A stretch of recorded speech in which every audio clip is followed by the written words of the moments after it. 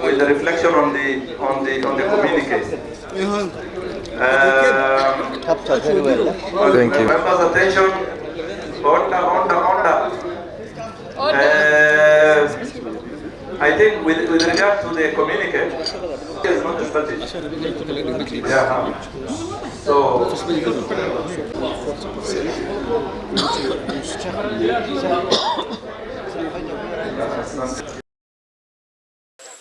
Tunataka ile ubaguzi wa mikoa ambayo ilikuweko wakati wa ukoloni, ikaja na ile sessional paper number 10 wakati serikali tulipata uhuru, na ikawa imeendelea mpaka leo iwe ni kikomo. Manake mimi pale nimetoka, ambaye ni constituency headquarters ama eneo bunge ya Dadaab, na ni Dadaab hakuna lami, na hivyo ndio ilivyo karibu kila mahali.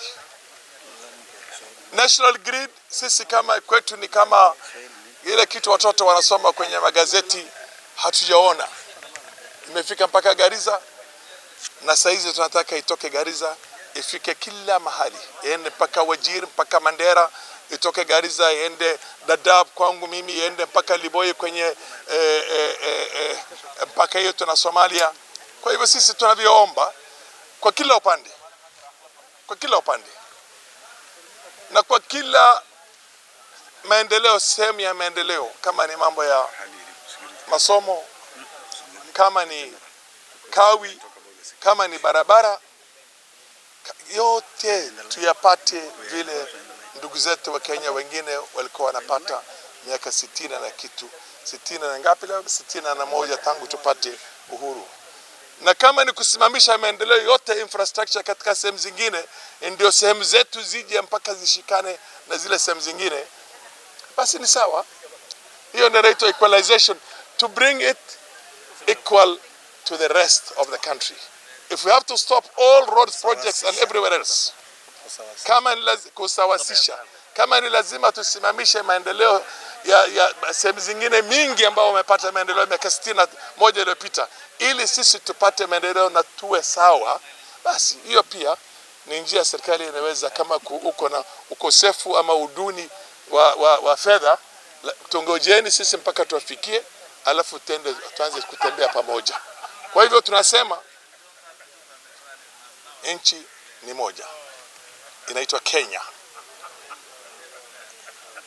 Watu ni moja, ni wa Kenya. Kila moja apate haki yake inavyostahili. The government is a big entity. Why we are doing this, why we are undertaking both summative and formative evaluation, is just to put ourselves in perspective as far as our development need is concerned. We do not want to be complaining. We do not want to be saying this has not been done, this has been done. No. What we are saying is, you can see the kind of recalibration that is going on. The politics, the dynamics of the Kenyan governance structure is changing. So we as the people of Northern Kenya, taking into account that this is the most friendly regime we have ever witnessed.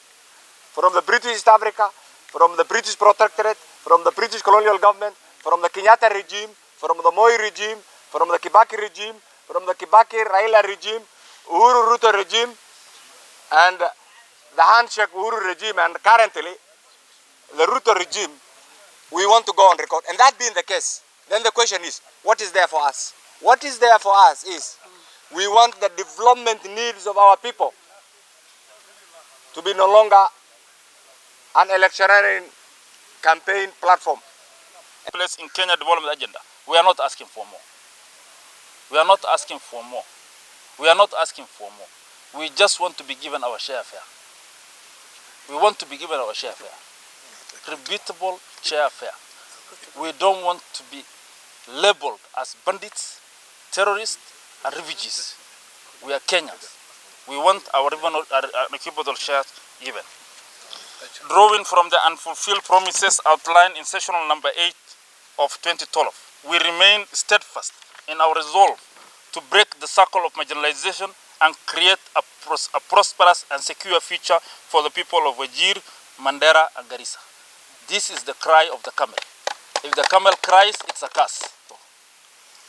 The region faces huge shortcomings in human capital development, with over 200,000 children out of school. 800, I'm corrected, 850,000 out of school. That's why we are missing up on capitation. We want the government to institute a program to increase enrollment, to bring back the children who are affected by floods and drought and who have left schools, and school boarding programs to be fully funded by the national government. 11, strategic partnership. We know a lot of partners are really interested in northern and asal regions. We want the Treasury, the Ministry of Treasury and National Planning to unlock the funds available for the northern region. We know a lot of money is lying there, monies which have been allocated or grants given by donor nations for the last 8 years lying in the Treasury. We want the Treasury to take action, release those funds, complete all the projects which are there, and pave way for development partners. We want partners to come into northern region, open up the potential of this area. Impeachment is being put to test for the first time now. As far as I'm concerned, so far, so good. But to try and change some of the rules of the game because you have a political expediency that you think will serve you, that political expediency is not a constant. It's a constant to the extent every time there'll be a group or a section of the society that will want to benefit from a political expediency. But that should never define the way we run, operate or operationalize our constitution. The courts have absolutely no role in impeachment. National Assembly passes, and it's supposed to pass with what you call a constitutional majority, 2/3. If it is passed with the same constitutional majority in the Senate, that's it. That's the end of it. So because some people are aggrieved with the way things are now, from their political standpoint, then they want to change the rules all the time for yourself. This is what dictators used to do before. In the past, they changed the law in a day. We have a new constitution in a matter of 1 hour, like we did when we were making Kenya a single party de jure state. We can't do that. That has changed. The country has moved on. Changes in this country. We have seen coalitions that are forming left, right, and center.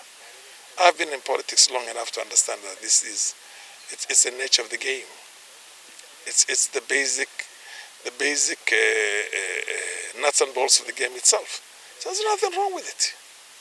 They'll come and go, coalitions. So that's the position. The point is, the fidelity to the Constitution and to the laws is more important to us than anything else. The space, you're allowed to create your coalitions, that's a space the Constitution allows.